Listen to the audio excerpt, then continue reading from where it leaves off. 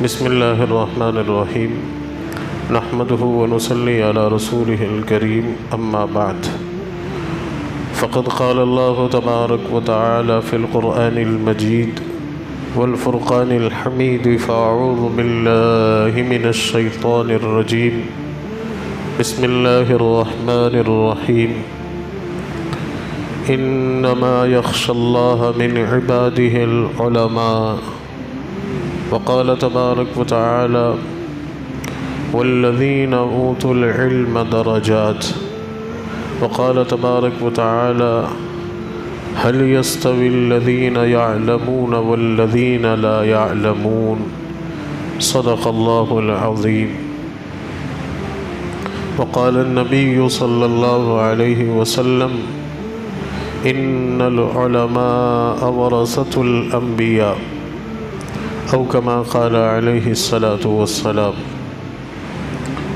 سبحان ربك رب العزة عما يصفون وسلام على المرسلين والحمد لله رب العالمين اللهم صل على سيدنا محمد وعلى آل سيدنا محمد وبارك وسلم عزیزان گرامی، واجب القدر بزرگوں،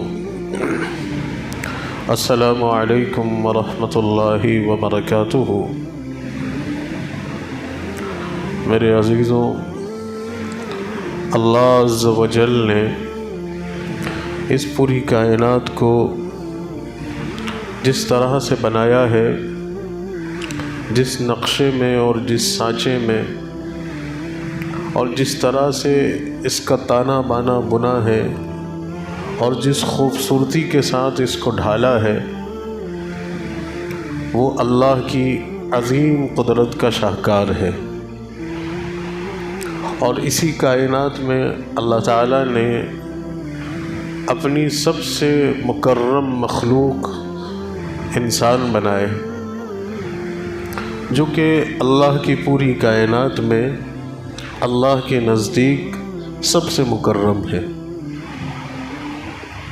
اب ان انسانوں کی فلاح کے لیے اور اصلاح کے لیے، کامیابی کے لیے، ترقی کے لیے اور ان کی رہبری کے لیے اللہ سبحانہ و تعالی نے اپنے خاص اور مقرب بندوں کو منتخب کیا، جن کو ہم انبیاء علیہم الصلاۃ کہتے ہیں، کہ انبیاء کے ذریعے اللہ تعالیٰ نے انسانوں کی رشد و ہدایت کے انتظامات کیے۔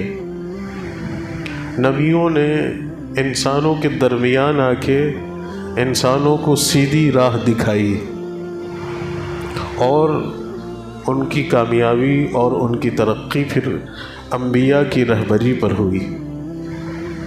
پس چنانچہ ہر دور میں، ہر زمانے میں، ہر علاقے میں، ہر زبان میں اللہ تبارک و تعالیٰ نے نبیوں کو بھیجا، اور نبیوں نے جو کام اللہ نے ان کے سپرد کیا تھا اس کو بخوبی انجام دی۔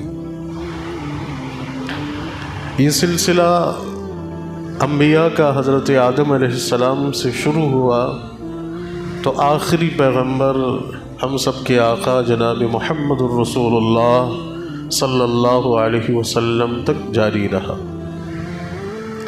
آپ علیہ السلام کی بعثت کے بعد، آپ کی دنیا میں تشریف لانے کے بعد اللہ نے اس سلسلے کو روک دیا۔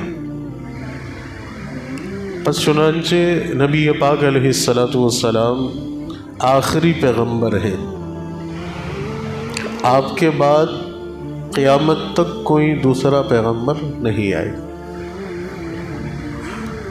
اور انبیاء کے آنے کا مقصد انسانوں کی رشد و ہدایت، ان کی فلاح اور ان کی اصلاح اور ان کی کامیابی اور ان کی رہبری کرنا۔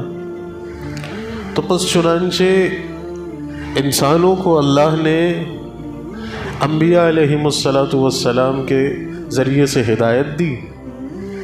اب جب انبیاء کا سلسلہ بند ہو گیا تو اب یہ عظیم ذمہ داری، یہ عظیم کام کس کے سپرد ہو، کس کے حوالے ہو؟ بھائی مثال کے طور پر ایک گاڑی ہے، اس میں بہت ساری سواریاں ہیں اور سب اپنی منزل پر پہنچنے کے لیے اس میں سوار ہوئے ہیں۔ اب صرف لوگوں کے بیٹھنے سے، سواری کے بیٹھنے سے اور گاڑی کے موجود ہونے سے تو سب اپنی منزل پر نہیں پہنچیں گے۔ ظاہر سی بات ہے اس گاڑی کو کوئی چلانے والا بھی چاہیے، یا آپ صرف کار میں بیٹھ جائیں اور منزل پہ پہنچ جائیں گے؟ نہیں، جب تک کوئی اس کو ڈرائیو نہیں کرے گا، اور ڈرائیو کرنے والا بھی بہترین ڈرائیور ہو، ایسا نہیں کہ کوئی بھی بیٹھ جائے بس اسٹیئرنگ تھام لے اور جو ہے وہ ایکسیلیٹر پہ پیر ڈال دے اور کلچ اور بریک دبا دے۔ نہیں، بہترین ڈرائیور جو راستے میں آنے والے، راستے کے موڑ کو، راستے میں آنے والی تمام چیزوں کو اچھے سے کراس کر کے اور اچھی طریقے سے گاڑی ڈرائیو کر کے پیسنجرز کو، مسافروں کو منزل تک ڈراپ کر دے۔ تو یہ انسانیت کی کشتی یا گاڑی، اور اس میں سوار ہم انسان، انہیں اپنی منزل تک پہنچانے کے لیے اللہ تبارک و تعالیٰ نے انبیاء علیہم السلام، یہ میں ایک مثال دے رہا ہوں، ہماری زندگی میں انبیاء کا مقام ویسا ہی ہے جیسا ایک مسافر کے لیے ایک ڈرائیور، کہ وہ ان کو ان کی منزل تک پہنچاتا ہے، ویسے ہی انبیاء علیہم السلام لوگوں کو ان کی اصل منزل تک پہنچاتے ہیں، اصل ٹھکانے تک پہنچاتے ہیں، اللہ تک پہنچاتے ہیں، آخرت میں کامیابی اور جنت تک پہنچاتے ہیں۔ اب اس گاڑی سے ڈرائیور اتر جائے، ڈرائیور کہہ رہے کہ بس اب ہمارا سفر یہیں تک، آپ جائیں۔ اب پیسنجرز کا کیا ہوگا؟ منزل بہت دور ہے، راستہ کسی نے نہیں دیکھا ہے، سفر بہت طویل، بہت اہم ہے، اب ڈرائیور ہونا چاہیے۔ تو یہ زندگی کا جو سفر ہے، انسانی تاریخ کا جو سفر ہے، جو نبی انبیاء کے حوالے اللہ نے کیا، اب انبیاء کا سلسلہ منقطع، رک گیا۔ اب اللہ نے یوں ہی تو نہیں چھوڑا، یوں ہی تو نہیں چھوڑا۔ ایک ڈرائیور چینج ہوتا ہے، دوسرا ڈرائیور فوراً اویلیبل ہوتا ہے۔ آپ نے دیکھا ہوگا ٹرین میں 500 700 800 1000 کلومیٹر دور جانا ہے، راستے میں ڈرائیور چینج ہوتے ہیں، اور گاڑی کے وقت سے پہلے ڈرائیور وہاں موجود ہوتے ہیں، ان کی ڈیوٹی ہے، آپ کو وہاں جو ہے پہنچنا ہے، رہنا ہے، اور فوراً وہ ڈرائیور اترتا ہے، دوسرا سوار ہوتا ہے، وہ گاڑی کو منزل تک پہنچتا ہے۔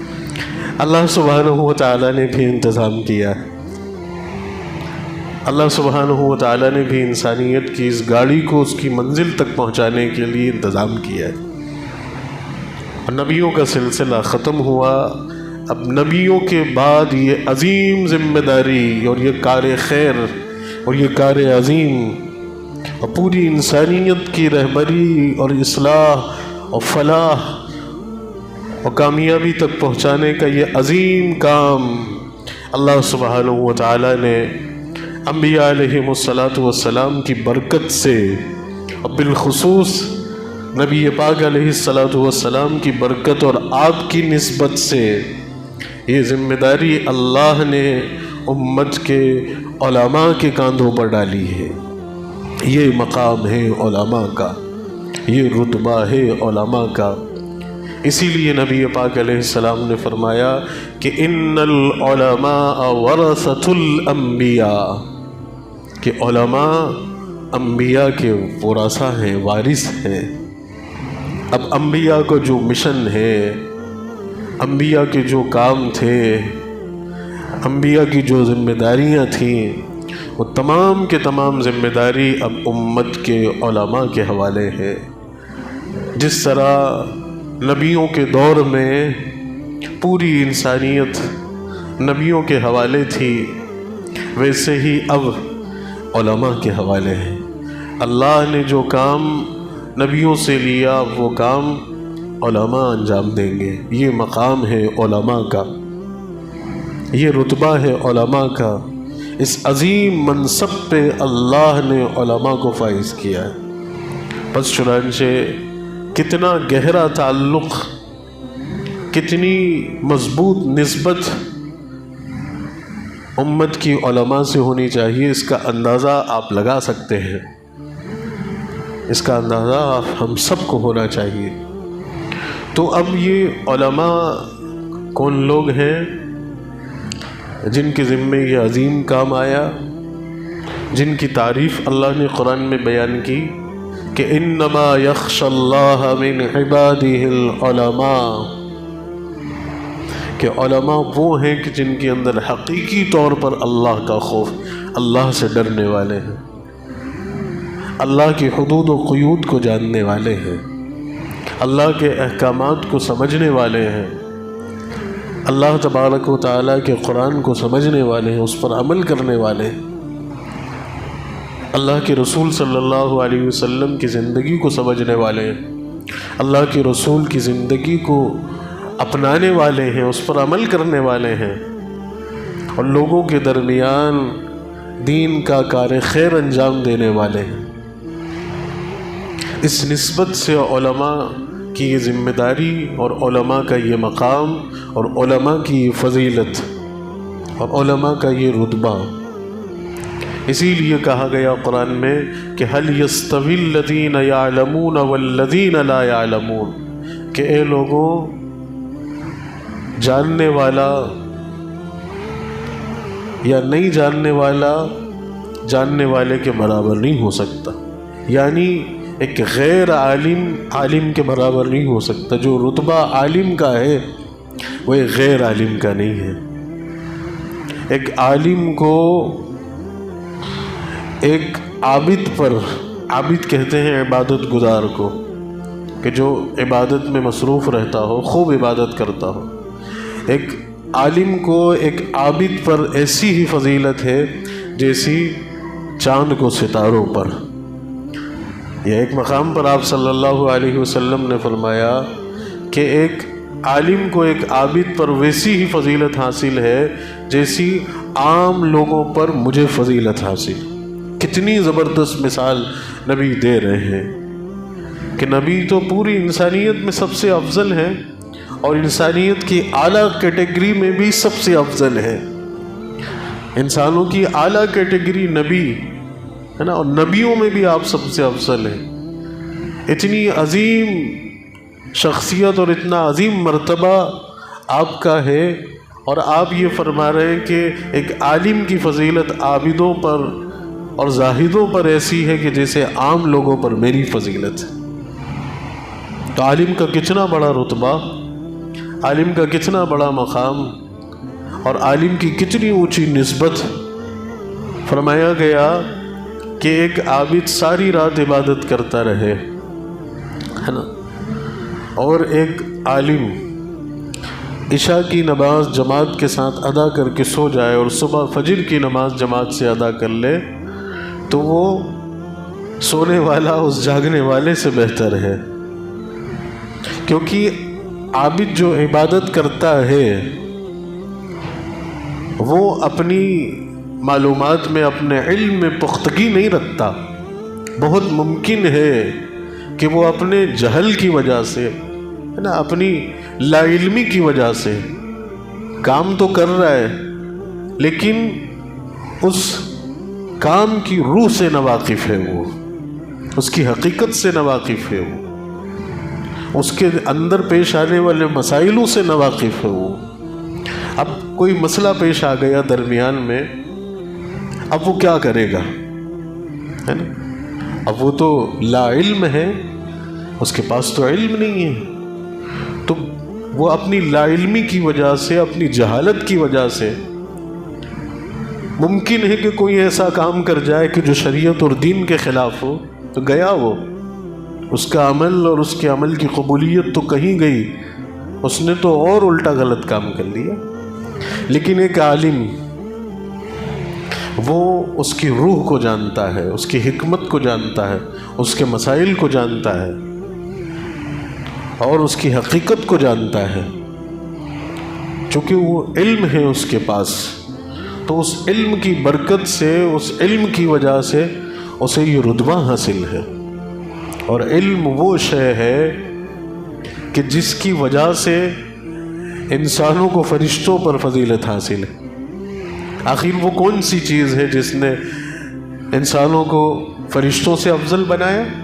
وہ علم ہی تو ہے کہ جس نے ایک انسان کو، ایک خاک کے پتلے کو فرشتوں سے افضل قرار دے دیا ہے نا۔ کتنا زبردست واقعہ قرآن نے بہت سارے مقامات پر بیان کیا کہ جب اللہ تعالیٰ نے حضرت آدم علیہ السلام کو بنانے کا اظہار کیا فرشتوں کے سامنے، تو فرشتوں نے جناب باری تعالیٰ میں بہت ہی ادب و احترام کے ساتھ عرض کیا کہ اے خداوند کریم، آپ کی عبادت کے لیے، آپ کی حمد و ثنا کے لیے، آپ کی تعریف اور توصیف بیان کرنے کے لیے، آپ کی اطاعت اور فرمانبرداری کے لیے ہم حاضر ہیں اور آپ کی حمد و ثنا ہم کرتے ہیں۔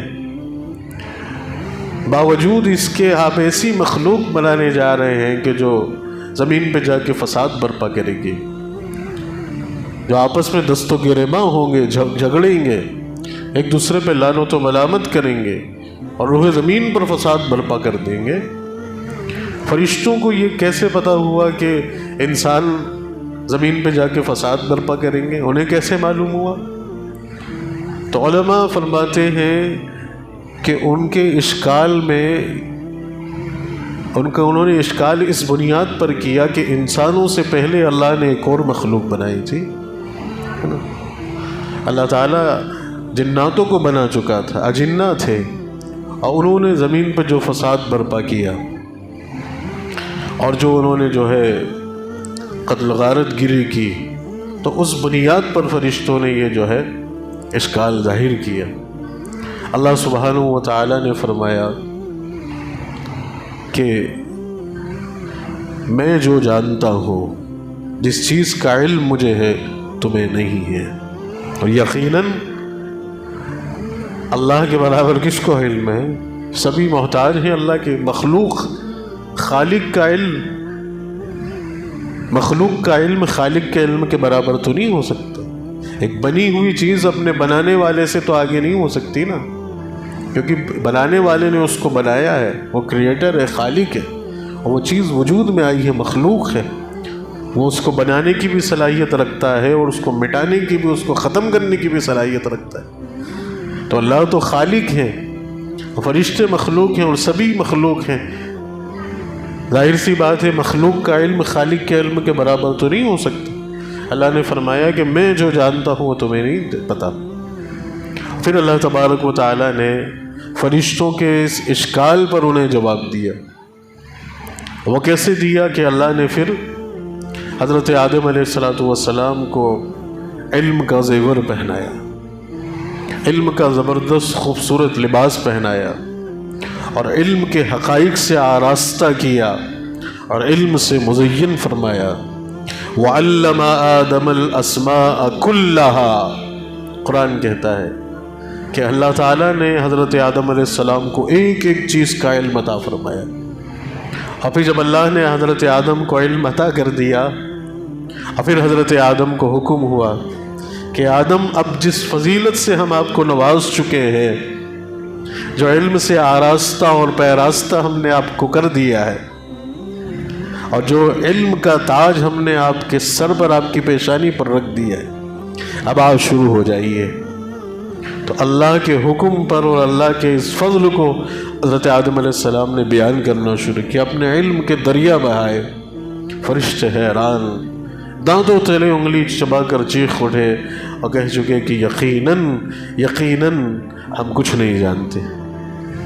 اور جب انہوں نے حضرت آدم علیہ السلام کی صلاحیت کا اعتراف کیا اور انہیں یقین ہو گیا کہ اللہ نے آدم کو وہ شے عطا کر دی جو میرے پاس نہیں ہے، اور وہ علم ہے، اور اس علم کی بنیاد پر آدم کا مقام ہم سے بہت بلند ہو گیا، اور آدم ہم سے سبقت لے گئے. عبادت تو ہمارے پاس ہے لیکن علم آدم کے پاس ہے. عبادت میں آدم ابھی ہم سے پیچھے ہیں لیکن علمی اعتبار سے آدم ہم سے بہت آگے. اس لیے ایک عابد پر ایک عالم کو سبقت حاصل ہے، ایک عابد سے ایک عالم افضل ہے.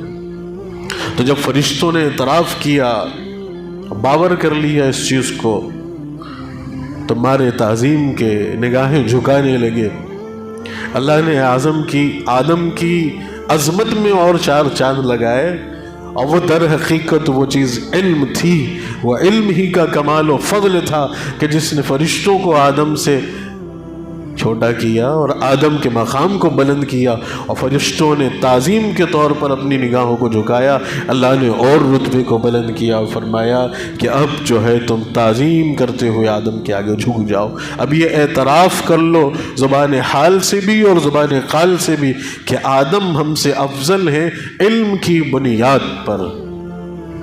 تو وہ علم تھا جس نے ایک انسان کو فرشتوں سے افضل کر دیا. کافی فرشتے تعظیم میں جھک گئے، اور فرشتوں کا بھی مرتبہ اور رتبہ بحال رہا، وہ بھی اللہ کے مطیع اور فرما بردار رہے. علم نے آدم کو آگے بڑھا دیا اور فرشتوں کو پیچھے صف میں کھڑا کر دیا. آدم امام ہو گئے، فرشتے مقتدی ہو گئے.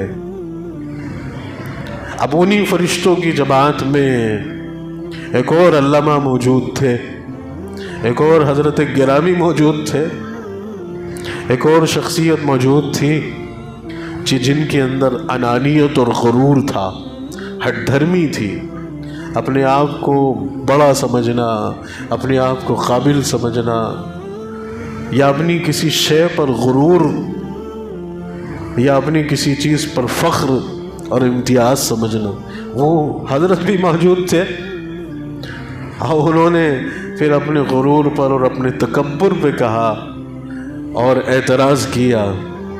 اور وہ حضرت جو تھے وہ آپ سب جانتے ہیں، ان حضرت کو، ان علامہ کو آپ سب جانتے ہیں. وہ حضرت اور وہ علامہ ابلیس تھے کہ جنہیں بھی کہیں نہ کہیں اپنے غرور تھا، اپنی برتری کا، اپنے رتبے کا، ہے نا، اپنے عہدے کا، اپنی عبادت کا غرور تھا. وہ اپنے آپ کو افضل سمجھ رہے تھے، اور انہوں نے جو ہے حضرت آدم کی تعظیم سے انکار کر دیا. تو ان کے اس انکار پر بس بہت ہو گیا ادب. اس کے اس انکار پر اللہ نے اسے مردود قرار دے دیا کہ مردود، قیامت تک مردود. کہ جس نے آدم کی عظمت کو تسلیم نہیں کیا، اور آدم کی جو عظمت تھی وہ علم تھا، تو جس نے علم کی عظمت کو تسلیم نہیں کیا وہ قیامت تک مردود قرار دے دے گا، بھٹکتا پھر.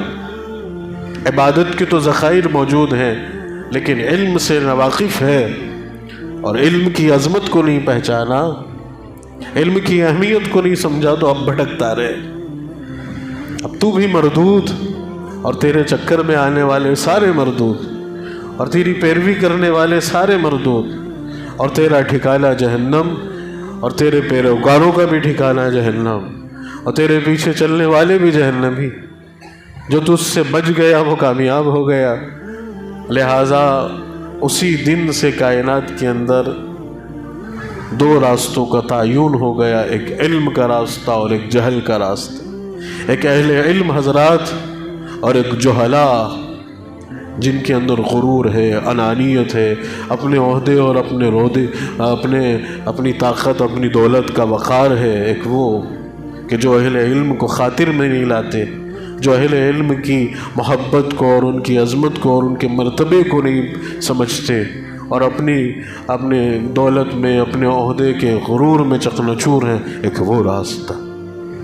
ثابت کیا ہوا کہ اہل علم کامیاب، ان کی نسبتیں کامیاب، ان کے پیروکار کامیاب، ان سے محبت کرنے والے کامیاب، ان کی تعظیم کرنے والے کامیاب. اور وہ کامیاب اس طرح کامیاب جس طرح فرشتے کامیاب.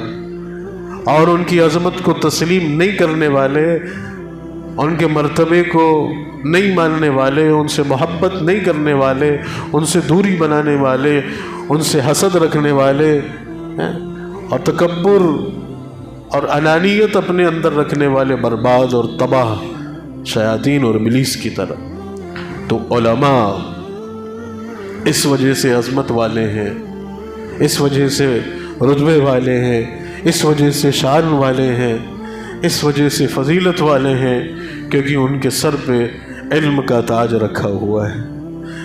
وہ انبیاء کے وارث ہیں، انبیاء کی نسبتیں ان کے ساتھ ہیں، انبیاء کے مشن کو سمجھنے والے اور اس پر زندگی لٹانے والے ہیں، انبیاء کی فکریں اور انبیاء کا درد اپنے سینوں میں رکھ کر امت کی اصلاح اور فلاح اور بہبود کے لیے اپنی زندگیوں کو لگا دینے والے ہیں۔ تو اس لیے علماء کا یہ مقام، تو اب ہم سب کی بھی ذمہ داری ہے کہ ہم علماء کے مقام اور مرتبے کو سمجھیں، علماء کی عظمت کو اور علماء کے احترام کو اپنے اندر رکھیں، علماء سے محبت رکھیں، علماء سے نسبتیں قائم رکھیں، علماء سے نسبتیں قائم رکھیں۔ اور فقہاء اکرام کا قول ہے، فقہاء فرماتے ہیں کہ علماء کو صرف عابدوں پر ہی فضیلت حاصل نہیں ہے، بلکہ ہر ایک پر فضیلت حاصل ہے۔ علماء کو مجاہد پر بھی فضیلت حاصل ہے، ایک جہاد کرنے والا، اپنی جان دے دینے والے، اس پر بھی علماء کو فضیلت ہے، کیونکہ در حقیقت اس کو اس فضیلت سے آراستہ کرنے والے علماء ہیں۔ ایک مجاہد جہاد کر رہا ہے اور جہاد کی قسمیں ہیں، کبھی وہ نفل جہاد کو افضل سمجھ بیٹھا اپنی لا علمی کی وجہ سے، لیکن علماء کے پاس تو اس کا علم ہے۔ تو فرمایا گیا کہ قیامت کے دن مجاہدین کے خون کو تولا جائے گا اور علماء کے قلم سے نکلنے والی روشنائی کو تولا جائے گا، علماء کی زبان سے نکلنے والے الفاظ کو تولا جائے گا۔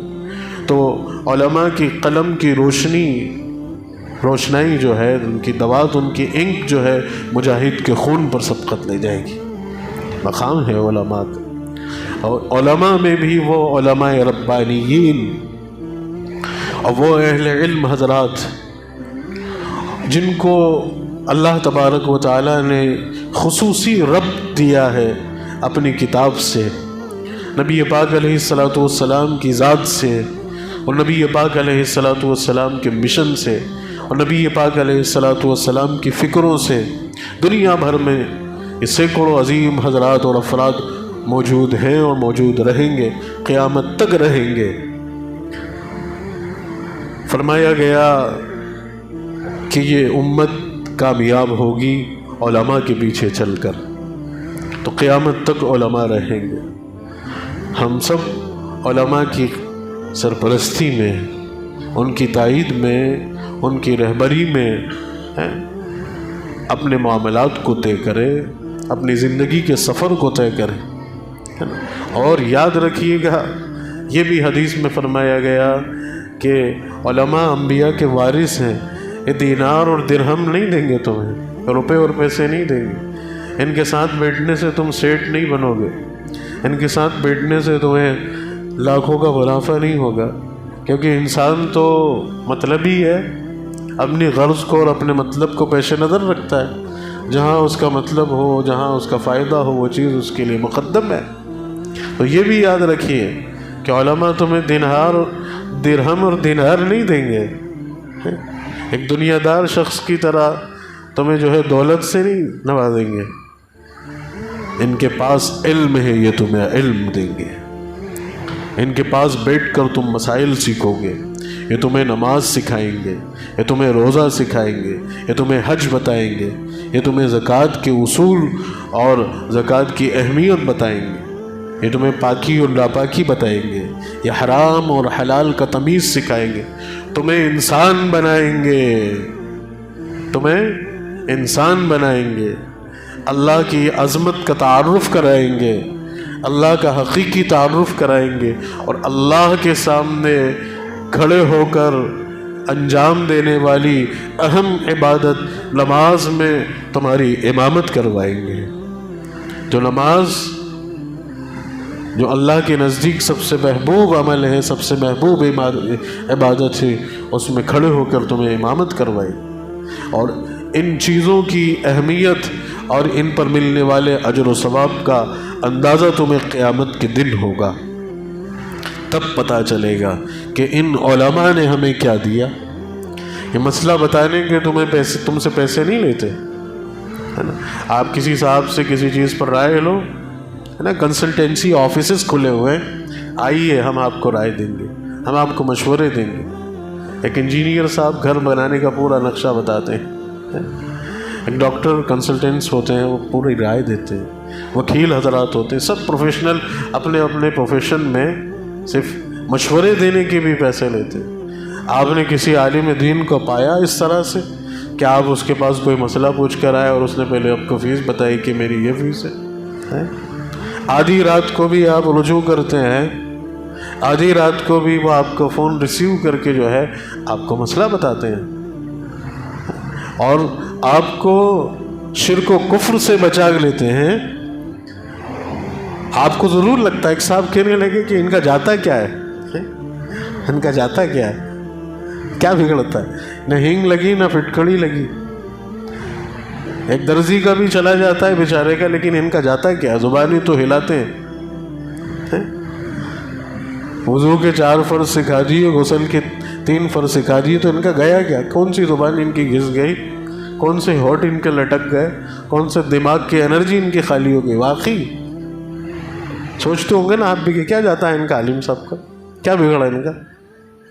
نہیں، آپ کو اندازہ نہیں ہے، اندازہ نہیں ہے اس مسئلے کے یا آپ کے سوال میں یقیناً چند سیکنڈ لگے، لیکن اس چند سیکنڈ کو جواب دینے کے لیے جو اللہ کے اس بندے نے، اس لیے مت سمجھنا کہ میں ہوں تو میں میری آ کر آؤں، میں حقیقت آپ کو، اس زندگی کی حقیقت آپ کو سنا رہا ہوں کہ اس جواب کو کانفیڈنٹلی اور پختگی کے ساتھ اور سچائی کے ساتھ، حقیقت کے ساتھ اس مسئلے کے جواب دینے میں تو چند سیکنڈ لگے، لیکن اس چند سیکنڈ کا ملکہ حاصل کرنے کے لیے وہ اپنی زندگی کے وہ خوبصورت دن، وہ اپنا خوبصورت بچپن، وہ اپنا ماضی، کہ جب اس کے گھر کے اندر شادی کی تقریب بھی ہوتی تھی، اس کے خاندان کے دوسرے بچے مزے کرتے تھے، گرمیوں کی چھٹی میں نانا ماموں کے یہاں جاتے تھے، شادیاں اور فنکشن اٹینڈ کرتے تھے، اپنی پسند کی چیزیں کرتے تھے، جب دل چاہا تب کھیلے، جب دل چاہا تب آئس کریم کھائی، اور گھر کے ناز و نعم کے ماحول میں تر اور تازہ اور لذیذ کھانے کھا کر جنہوں نے اپنا ناز و نعم کا بچپن گزارا، اس عالم دین نے اپنی زندگی کے وہ خوبصورت دن، اللہ ہم شکر ادا کرتے ہیں اللہ کا کہ اللہ نے اس نعمت دی، اس نعمت سے آراستہ کیا۔ وہ مدارس کے تمام طلباء، اس وقت تو یہ لگتا تھا کہ ہم کس قید میں ہیں، باپ نے بھی چھوڑ دیا، ماں نے بھی چھوڑ دیے، اس قید خانے میں چھوڑ کے چلے گئے، لیکن آج احساس ہوتا ہے، آج احساس ہوتا ہے کہ وہ ایک ایک پل، وہ ایک ایک لمحہ، اپنے اساتذہ کی ڈانٹ، اپنے استادوں کی مار کتنی بابرکت تھی کہ آج اس نے اس لائق بنا دیا۔ کوئی رتبہ نہیں اس کے برابر، میں بلا مبالغہ کہتا ہوں، کوئی رتبہ نہیں اس کے برابر۔ اللہ آپ سب کے بچوں کو عالم دین بنائے، عالم با عمل بنائے، با صلاحیت بنائے، اور ایک تقوی والا عالم بنائے، کوئی رتبہ نہیں اس کے برابر۔ اللہ کے رسول نے ایک فضیلت، صرف ایک چھوٹی سی فضیلت ہمارے ہم جیسے لوگوں کو سمجھانے کے لیے بیان کی کہ اللہ تعالیٰ کل قیامت کے دن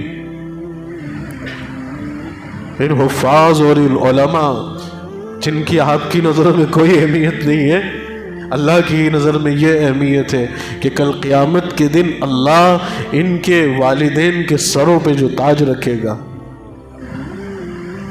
بڑی بڑی سلطنتوں کے بادشاہ ہرسیں گے کہ ہمارے تاج و تخت جس پہ ہم ناز کرتے تھے وہ تو اس کے برابر ایک دھول کے ذرے کے برابر بھی نہیں. یہ اعزاز اللہ عطا فرمائے ان ماں باپ کو جن کی اولاد علم دین حاصل کر کے باعمل باصلاحیت عالم الحافظ بنی. فرشتے قدموں کے نیچے پر بچھاتے ہیں. بھائی کہاں ہیں آپ؟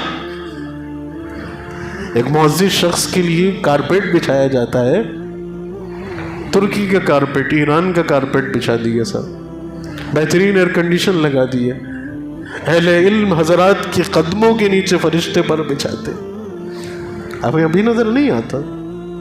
قیامت کے دن یہ مرتبہ ہے بھائی ان کا. یہ وہ عظیم ہستیاں ہیں جن کی قدر کیجیے. اور آج یہ امت دین پر ہے، اسلام پر ہے، قرآن سے جڑی ہوئی ہے، اللہ کو پہچان رہی ہے، رسول اللہ کی نسبت کے چراغ اپنے دلوں میں جلا رہی ہے. تو یہ علماء کی قربانی ہے. یہ علماء تو میں ہی عرض کر رہا تھا کہ وہ لگتا ہے کہ صرف چند سیکنڈ کا سوال، اس کے پیچھے اس کی زندگی، مدرسے کی زندگی ہے. روکھا سوکھا بھی کھانا نہیں، اللہ تو کھلاتا ہے، بہترین کھلاتا ہے، لیکن وہ جو آزادانہ زندگی ہوتی ہے، مدرسے کے جو قید و بند ہوتے ہیں، وہ پوری زندگی لگائی ہے بھائی. اس نے 8-10 سال لگائے ہیں اپنے گھر بار سب کو چھوڑ کے. تو اب اللہ نے اس جگہ پہنچایا ہے اس کو. اب یہ اس کا مقام ہے کہ وہ ساروں پہ فخر کرے.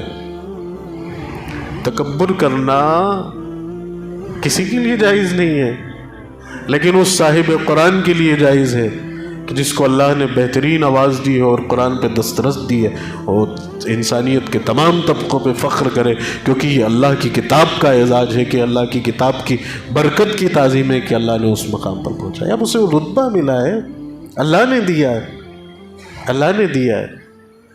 تسلیم کرنا ویسا ہی ہے جیسا فرشتوں نے آدم کو تسلیم کیا، اور تسلیم نہیں کرنا ویسا ہی جیسے ابلیس نے آدم کو تسلیم نہیں کی. فرشتے تسلیم کر کے کامیاب ہو گئے اور ابلیس تسلیم نہیں کر کے برباد ہو گئے. یہ مثال ہے ہمارے لیے، میں نے قرآن سے مثال دے دی. تو علماء کی قدر کیجیے، علماء کی قدر کیجیے. علماء سے نسبت، ان کی محبت، ان کی صحبت، ان کی مجلسیں، انہیں دیکھنا بھی ثواب ہے، ان کی خدمت کرنا بھی ثواب ہے.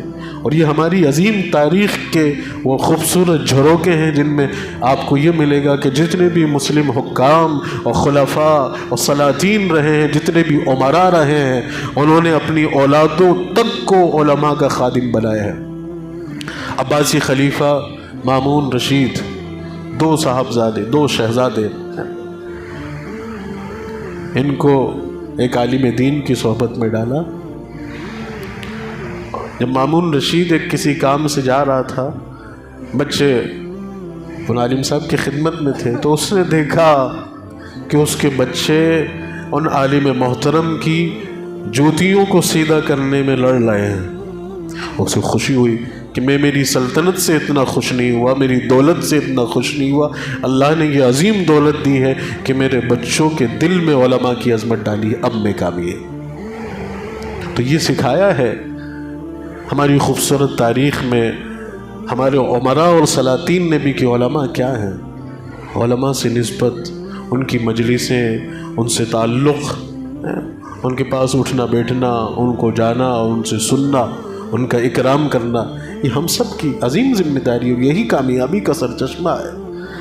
اللہ سبحانہ و تعالی ہم سب کو علماء سے جوڑے رکھے. ایک بڑی خوشخبری کی بات آپ کو سنانی ہے. یہ ساری بات میں نے اس لیے کی، میں بھی خود غرض ہوں، لیکن میری خود غرضی میں آپ کا فائدہ ہے،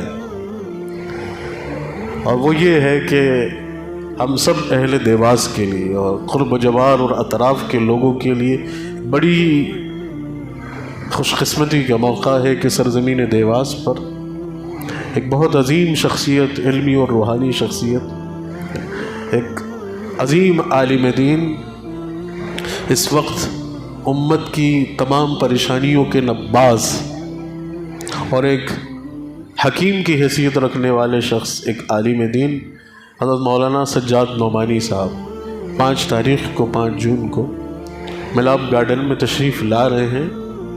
اور حضرت کی اس وقت کی جو فکریں ہیں وہ خاص طور سے یہ ہیں کہ مسلم لڑکیاں، مسلم بہن بیٹیاں اس وقت جن حادثات کا شکار ہیں انہیں کس طرح سے بچایا جائے، اور یقیناً اللہ تعالیٰ علماء کے ذریعے ہی خیر وجود میں لائے۔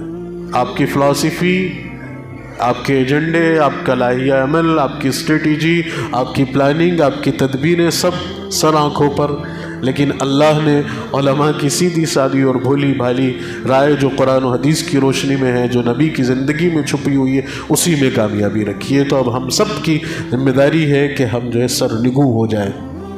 تو حضرت والا اس عظیم درد کے ساتھ، اس عظیم تقاضے کے ساتھ 5 تاریخ کو 5 جون بروز پیر ملاب گارڈن میں تشریف لا رہے ہیں۔ 2 نشستیں ہوں گی، ایک صبح کی خواتین میں 10 بجے سے لے کے 12 بجے تک، جس میں خاص طور سے اسکول اور کالج میں پڑھنے والی بچیوں کو جوڑا ہے اور عام خواتین کو بھی الاؤ کیا ہے، اور دوسری نشست جو ہوگی وہ بعد نماز مغرب فوراً متصلاً وہ مرد حضرات کی ہوگی، وہ بھی بہت اہم نشست۔ تو یہ 2 نشستیں، یہ دیواس کی خوش قسمتی ہے، یہ ہم سب کی خوش قسمتی۔ اب آپ حضرات چونکہ اس مسجد سے آپ کا تعلق ہے، اب بڑے شوق و محبت سے یہاں جمعہ پڑھنے آتے ہیں، میرے جیسے گناہ گار اور فقیر اور عاجز اور جاہل اور نااہل کے پیچھے نماز پڑھتے ہیں، تو میرے تعلق سے، آپ کا خادم ہونے کی حیثیت سے، آپ کا خدمت گزار ہونے کی حیثیت سے، تو میں ایک بڑی ذمہ داری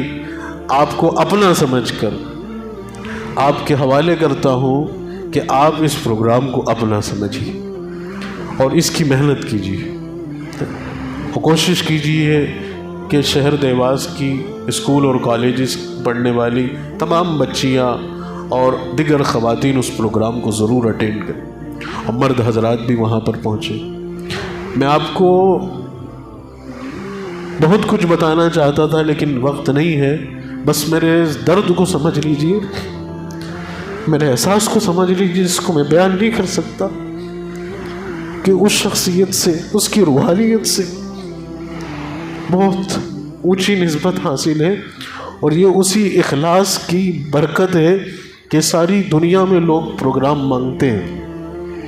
اور مجھ سے ابھی کچھ دن پہلے ایک صاحب نے کہا ہے کہ حضرت والا کا یہ معمول ہے کہ کہیں کوئی تاریخ لینے آتا ہے تو پہلے استخارہ کرتے ہیں، اور استخارے میں جہاں اجازت ملتی وہاں تشریف لے جاتے ہیں۔ ہم نے کوئی حضرت کو دعوت نہیں دی، خود حضرت کی طرف سے، تب بہت بڑی بات جرت کر کے کہہ رہا ہوں، حضرت کی طرف سے خود تقاضا آیا ہے، اور یہ الفاظ ان کے تھے کہ دیواس والوں پہ میرا حق ہے۔